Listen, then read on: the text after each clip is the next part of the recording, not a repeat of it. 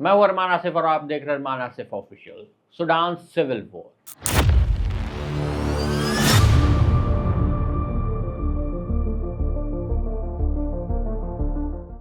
एक ऐसी वॉर जो कि सूडानीज आर्म्ड फोर्सेस यानी एसएएफ और पैरामिलिट्री रैपिड सपोर्ट फोर्सेस यानी आरएसएफ के बीच पावर को लेकर चल रही है।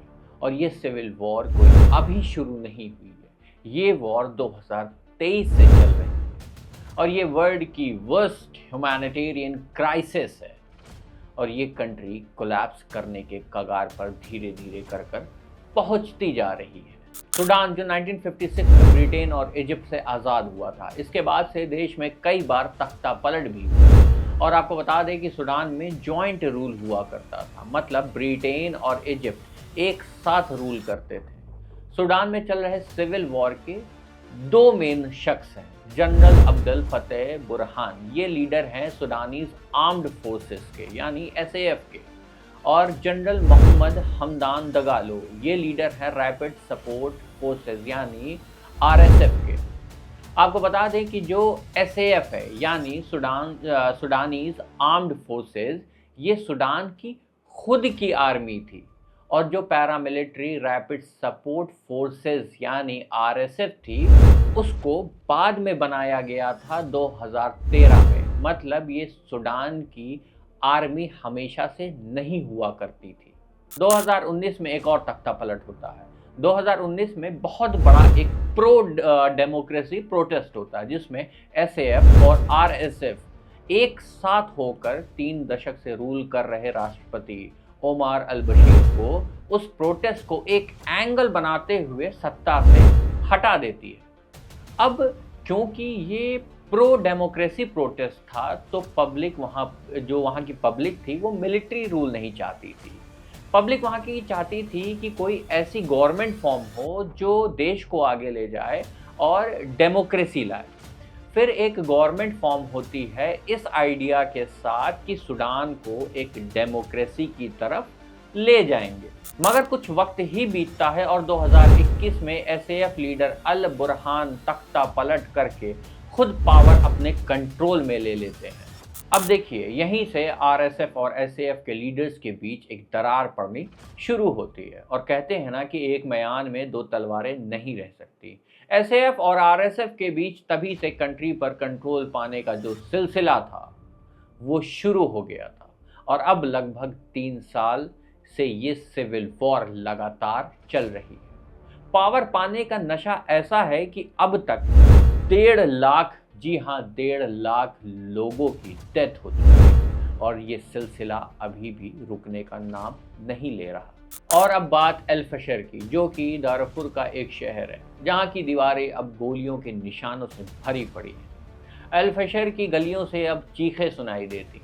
अक्टूबर के आखिरी हफ्ते में आरएसएफ ने इस शहर पर कब्जा कर लिया। द गार्डियंस की रिपोर्ट्स की माने तो सैकड़ों सिविलियंस ने अपनी जान गंवाई है और एथनिकली इसको मोटिवेटेड भी बोला है।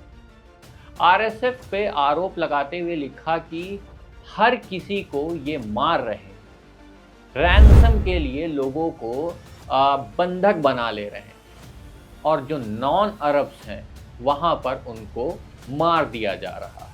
येल ह्यूमैनिटेरियन रिसर्च लैब ने जो सैटेलाइट इमेज का एनालिसिस दिया है वो दिल दहला देने वाला है। आपको बता दें कि सैटेलाइट इमेज सामने आई है और एक तरफ डेड बॉडी का पहाड़ बताया जा रहा है। ये जो रैपिड सपोर्ट फोर्सेस हैं, ये डोर टू डोर जाकर जो नॉन अरब्स हैं उनको टारगेट कर रही है। बीबीसी की रिपोर्ट्स देखिए, इसमें बताया गया है कि 460 लोगों को अस्पताल के अंदर घुसकर मार दिया गया, जिसमें कई जो क्रिटिकल पेशेंट थे वो मौजूद थे। जो उन पेशेंट्स को दिखाने आए थे उनके फैमिली मेम्बर्स मौजूद थे, डॉक्टर्स मौजूद थे, कुछ बच्चे मौजूद थे। उन सब को ये आरएसएफ ने मार दिया। यूएन ने इसको एक बहुत बड़ा जेनोसाइड बताया है। अब आते हैं कि यूनाइटेड अरब एमिरेट्स यानी यूएई का नाम सामने क्यों आ रहा है, कि वो रैपिड सपोर्ट फोर्सेस को हथियार और पूरी तरीके से मदद दे रहा है। हालांकि यूएई ने इन सभी आरोपों को मतलब सिरे से नकार दिया। और कहा कि हम केवल मानवीय सहायता भेज रहे हैं।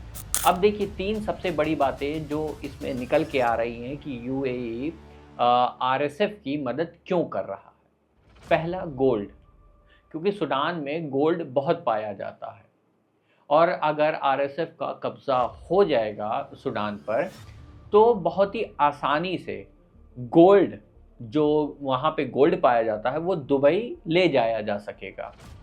कल को सूडान में कोई गवर्नमेंट फॉर्म हो जाती और वो यूएई को गोल्ड देने से मना कर दे, तो इसका डर यूएई को सता रहा है, ऐसा कुछ रिपोर्ट्स कह रही हैं। दूसरा पॉइंट, कई हेक्टर्स ज़मीन खेती के लिए यूएई ने सूडान में ले रखी है, जिसमें कई सारे जिनके मतलब उन पूरे जो अनाज वहाँ पे होता है, वो पूरा अनाज यूएई को जाता है।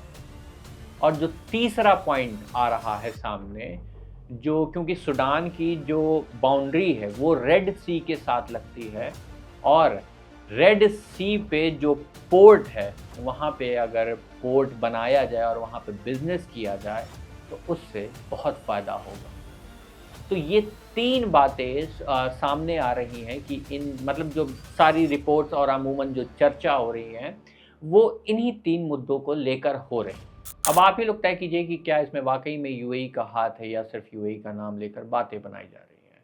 इस वीडियो में सारे फैक्ट्स भी आपके सामने रखे गए हैं और अगर हमारी वीडियो पसंद आई हो तो लाइक, शेयर, सब्सक्राइब करें ताकि मैं इसी तरह की वीडियो और आप लोगों के बीच में ला सकूँ।